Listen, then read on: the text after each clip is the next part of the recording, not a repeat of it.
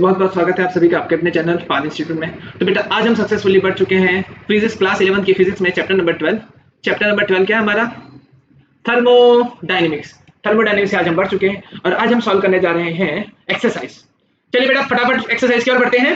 Okay, तो हमारे पास क्या दे रखा है? हमारे पास पहला क्वेश्चन तुम्हें दे रखा है अ गीजर। हमारे पास एक गीजर है। Geyser heats water at the rate of 3 litre पर मिनट। मतलब अगर तुम इसका मास देखो, मतलब कितने रेट से बाहर आ रहा है, तो मास अपॉन टाइम इन्होंने बोल रखा है 3 लीटर पर मिनट। पानी के बारे में बात की जाए ना, पानी का जो 1 लीटर होता है वो 1 केजी के बराबर होता है, तो मैं इसे कह सकता हूं 3 केजी पर मिनट पानी बाहर आ रहा है। ओके सर, किस टेम्परेचर से? 27 डिग्री सेल्सियस से 77 डिग्री सेल्सियस। मतलब मैं कह सकता हूं delta T is equal to, अगर मैं लिखूं T2 माइनस T1, T2 तुम्हारा है 77 डिग्री हो गया। अच्छा, पानी जब निकला तो टेम्परेचर कितना था? 77, और जब एंटर हुआ था उसका टेम्परेचर था 27 डिग्री, तो चेंजेस कितना आया? 50 डिग्री का। ओके सर, हाँ बेटा, अब आगे बढ़ते हैं। The geyser operates on a gas burner, what is the rate of combustion of fuel of combustion if. अच्छा, इन्होंने पूछ रखा है कि कितना, किस रेट से, मतलब m/t पूछा है किसके लिए बेटा? फ्यूल के लिए। ये किसके लिए था बेटा? वाटर के लिए। और ये किसके लिए बेटा? फ्यूल के लिए। अच्छा, पानी अगर 3 केजी पर मिनट से बाहर आ रहा है, पानी कितना रेट से बाहर आ रहा है? 3 केजी पर मिनट। क्या करके? अपना टेम्परेचर 27 से 77, जैसे ही उसका टेम्परेचर 50 डिग्री बढ़ता है वो बाहर आ जाता है। ओके, तो लेकिन उसको गर्म करने के लिए फ्यूल लग रहा होगा, तो फ्यूल किस रेट से खत्म हो रहा होगा, किस रेट से यूज हो रहा होगा? 1 मिनट में कितना फ्यूल यूज हो रहा है? 1 मिनट में 3 केजी पानी बाहर आया, तो उसको गर्म करने के लिए कितना फ्यूल जा रहा होगा, हमसे ये पूछा है। डन। ओके, तो इन्होंने एक डेटा मुझे दे रखा है। एक डेटा मुझे क्या दिया हुआ बेटा? डेटा ये दिया हुआ है कि जो इसका फ्यूल कंबशन जो है वो दे रखा है। मैं इसे C मान लेता हूं। C is equal to 4.0 into 10⁻⁴ joule per gram. चलो, इसको अगर मैं सिंप्लीफाई करूं तो बात समझ में। अगर मेरे पास 1 ग्राम होता ना, 1 ग्राम कंबल्शन के लिए कितना लगता है बेटा? 4.0 इंटू 10⁻⁴ जूल पर ग्राम। तो केजी के लिए कितना होता? अगर मुझे ग्राम को केजी करना है तो मैंने केजी कर दिया, लेकिन साथ में क्या लगाना होगा? -3। डन। साथ में क्या लगा देना होगा? -3। तो ये तुम्हारी C की वैल्यू हो गई। तो -3 ऊपर चला जाएगा, 4.0 10⁻⁴ और 10⁻³ जूल पर केजी। मतलब 1 केजी अगर फ्यूल जलेगा तो इतनी हीट बाहर निकलेगी। कितनी हो गई? 4.0 इंटू 10⁻⁷ जूल पर केजी। मुझे C की वैल्यू मिल गई। ओके सर, हाँ बेटा, आइए आगे बढ़ते हैं। जनरली आपको एक चीजें पता है, पता यह है बेटा कि heat gain is equal to heat supply. क्या बेटा? Heat gain is equal to heat supply. Heat gain कौन कर रहा है? अगर हीट गेन के बारे में बात करें तो ये कर रहा है वाटर, और हीट सप्लाई के बारे में बात कर रहा है तो कौन कर रहा है? फ्यूल। हीट गेन का फॉर्मूला क्या हो सकता है? पानी अपना टेम्परेचर बढ़ा रहा है तो लिख सकता हूं एम एस डेल्टा टी, और यहाँ पे लिख सकता हूँ MC। बट ये किसका है बेटा? वाटर और वाटर, ये किसका है? फ्यूल और फ्यूल का। मुझे ये निकालना है। मैं यहाँ पे m/t कर दूं। क्या कर दूं बेटा? m/t। यहाँ पे डिवाइड में t आ जाएगा, तो यहाँ पे भी क्या आ जाएगा? डिवाइड में t। ओके, इसकी वैल्यू मुझे पता है। हमारे पास इसकी वैल्यू कितनी थी बेटा? 3 केजी। तो मैंने यहाँ पे लिख दिया बेटा 3 केजी। स्पेसिफिक हीट कैपेसिटी कितनी होती बेटा? 4200। पानी का टेम्परेचर कितना बढ़ा था बेटा? 50 डिग्री। m निकालना है। ये C की वैल्यू कितनी दे रखी है? ये रहा बेटा, कितनी है? 4.0 इंटू 10⁻⁷, है ना? ये डिवाइड में चला जाएगा। So mass is equal to 3 into 4200 into 50 divide by कितना हो गया? 4.0 इंटू 10⁻⁷। ये काट पीट करके अगर आंसर देखोगे तो आज आपका आंसर आ जाएगा 15.75 इंटू 10⁻³ kg। आपका आंसर मिल गया। ये आपका आंसर है। डन। ओके, चलिए, कोई कंफ्यूजन बेटा? नोट कर लीजिए। चलिए आगे नेक्स्ट क्वेश्चन क्या पढ़ते हैं। What amount of heat must be supplied, इन्होंने क्या कह रखा है, what amount of heat must be supplied, इतना हमारे पास नाइट्रोजन है, ये रहा नाइट्रोजन। तो हम मास ऑफ नाइट्रोजन यहां पे लिख दें, mass of N2 gas, mass of N2 कितना दे रखा है 2.0 इंटू 10⁻² kg, मतलब मैं लिख सकता हूं कि ये है 20 ग्राम है सिर्फ। ओके सर, आगे एट रूम टेम्परेचर, हाँ आगे raised by temperature by 45 degree, मतलब टेम्परेचर कितना बढ़ाना है 45 डिग्री बढ़ाना है एट कांस्टेंट प्रेशर, कितना बेटा एट कांस्टेंट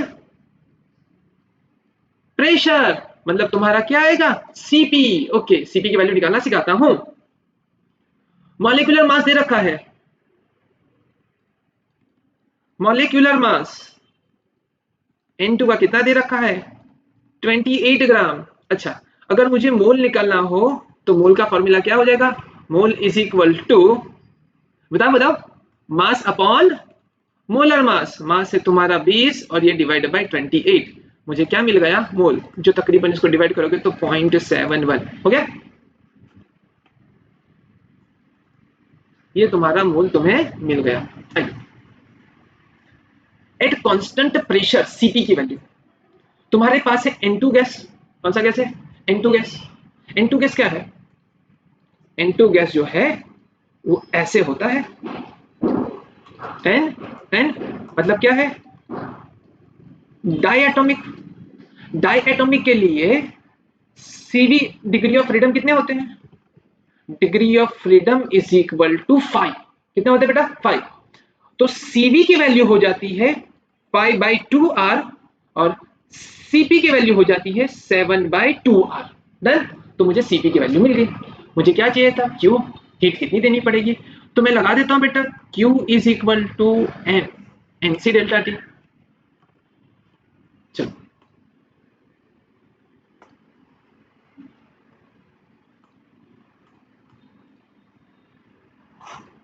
मैं लगा देता हूँ Q is equal to NC delta T, but constant pressure तो Cp, मूल मुझे दे रखा है 20/28, हाँ 0.7 तो निकाल दिया था, Cp की वैल्यू कितनी हो जाएगी 7/2r, और रेजिन टेम्परेचर कितना था बेटा शायद 45 डिग्री, हाँ ये रहा, कितना बेटा 45 degree.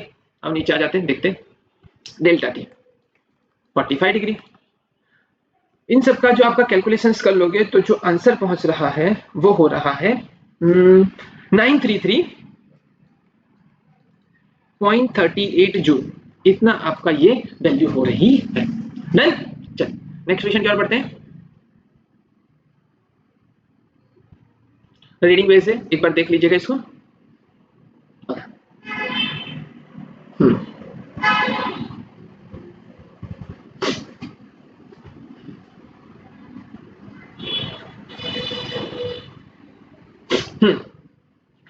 A cylinder with movable pistons contains 3 mole of hydrogen, मतलब अंदर 3 मोल ऑफ हाइड्रोजन है। आगे at standard temperature and pressure, STP के बारे में बात चल रही है। Okay, the wall of cylinder are made of heat insulator, मतलब हीट इंसुलेटर की बनी हुई है। Okay, and the piston is insulated by having the peel of sand on it. By what factor does the pressure on the gas increased if the gas is compressed by half of its volume? मतलब इन्होंने कह रखा है कि अगर मैं इसके volume को हाफ कर दूंगा तो प्रेशर में कितना चेंजेस आएगा। देखो प्रोसेस कैसी है, एडियाबेटिक प्रोसेस है। कैसी प्रोसेस है, एडियाबेटिक प्रोसेस है। For adiabatic process, PV raised to gamma is equal to constant. That means P1 V1 raised to gamma is equal to P2 V2 raised to gamma. Done? अच्छा, इन्होंने कितना कर दिया है, वॉल्यूम को half कर दिया है। पहले वॉल्यूम था V1, अब वॉल्यूम हो गया V2। V2 जो है वो V1 का क्या है बेटा, आधा है। ओके, तो मैं 2 को यहाँ पे जाने दो, तो V1 by V2 is equal to क्या मैं लिख सकता हूँ 2। ओके सर, गामा, गामा की वैल्यू क्या होती है, गामा की वैल्यू होती है Cp by Cv। कौन सा बेटा गैस है, कौन सा जल्दी बताओ, हाइड्रोजन गैस। हाइड्रोजन गैस मतलब कौन सा? डायटोमिक।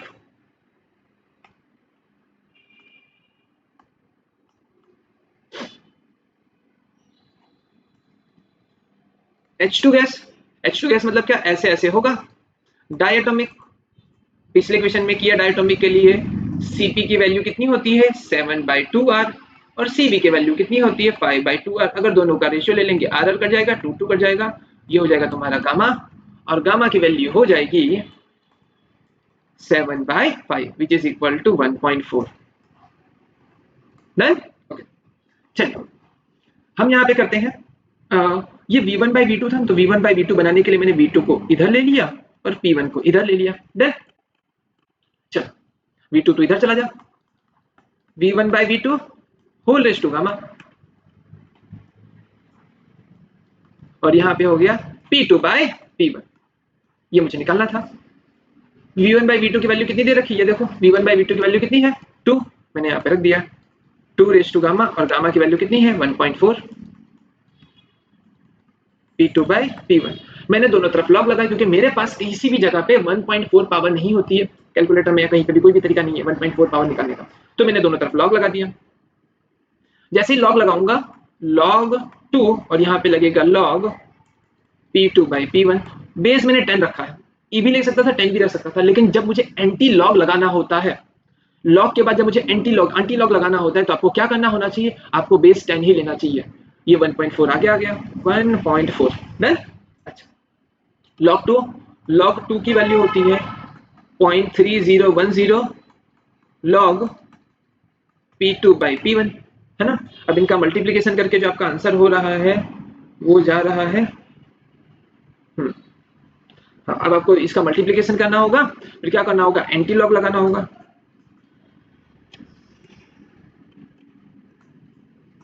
एंटी लॉग अप्लाई करने के बाद जो P2/P1 की जो वैल्यू है वो हो जाएगी 2.63 अप्रोक्स। डन? तो ये तुम्हारी वैल्यू हो गई। चल डन? तो नेक्स्ट क्वेश्चन की ओर बढ़ते हैं।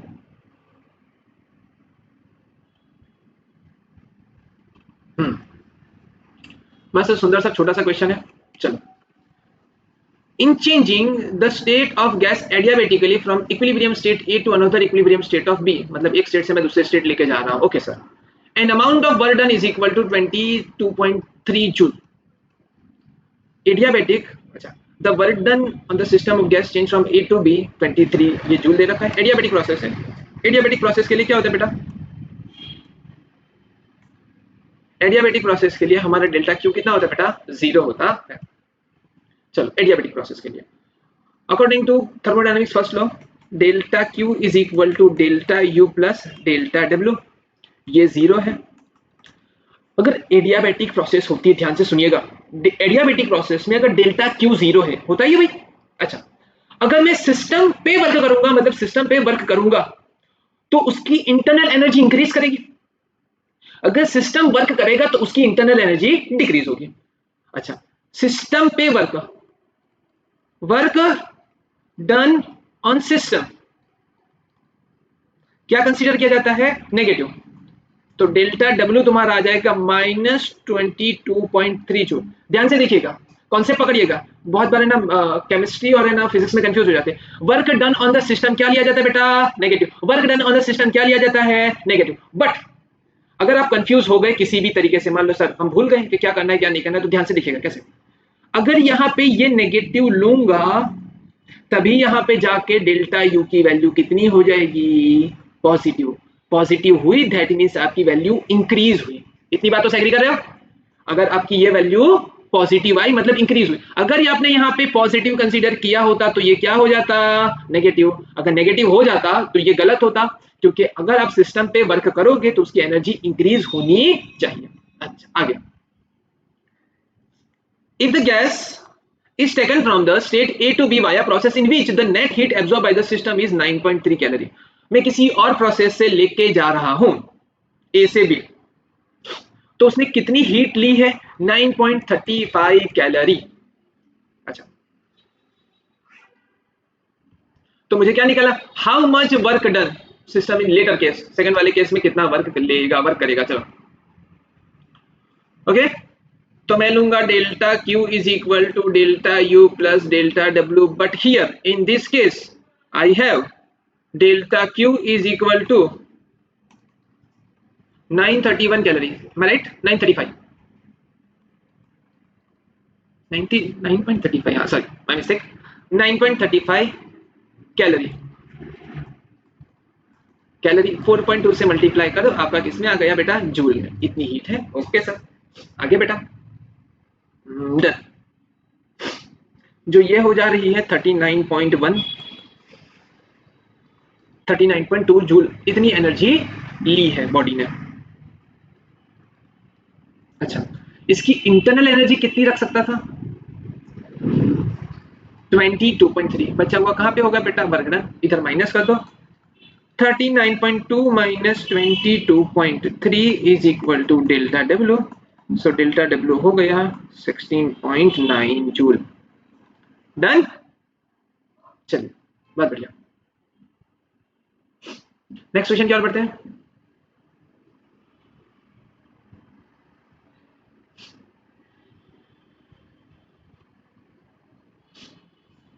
चलो ये क्वेश्चन एक बार देख लीजिएगा।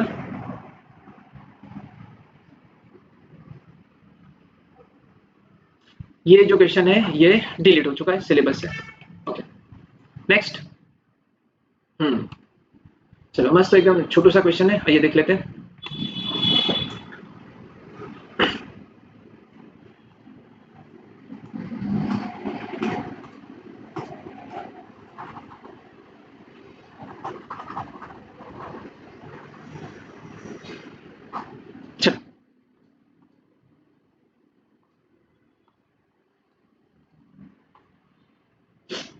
An electric heaters supplied heat, एक second, electric heater supplied heat to the system at the rate of 100 watt, मतलब हीट दे रहा है, वो किस रेट से दे रहा है, 100 वाट, मतलब Q is equal to 100 joule per second, इस रेट से दे रहा है।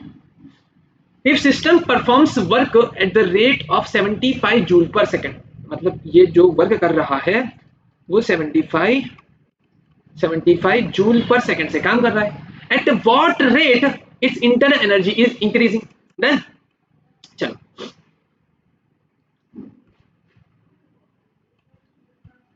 देखो फर्स्ट लॉ के हिसाब से क्या है, देखा जाए फर्स्ट लॉ के हिसाब से delta Q is equal to delta U plus P delta V होता है बे। Delta Q is equal to delta U plus delta वर्डन। डेल्टा यू कितना हो रहा है, 100 जूल पर सेकंड दे रहा है। डेल्टा यू कितना हो रहा है, एक सेकंड बेटा, पहले रेट निकालते हैं, रेट मतलब पर सेकंड पर सेकंड पर सेकंड। डन, ओके नीचे आ जाओ। Delta Q by T delta U by T, तो काम नहीं ऊपर लिखा हुआ हमने ऐसे। तो चलो ये जो एनर्जी ले रहा है किस रेट से ले रहा है, 100 से। ये किस रेट से बढ़ रही है, नहीं पता सर। डेल्टा ये कितना दे रखा है, 75 सर, 75 इधर चला जाएगा। Okay sir, delta U divide by T which is equal to 25 joule per second. हो गया क्वेश्चन डन। 12.9।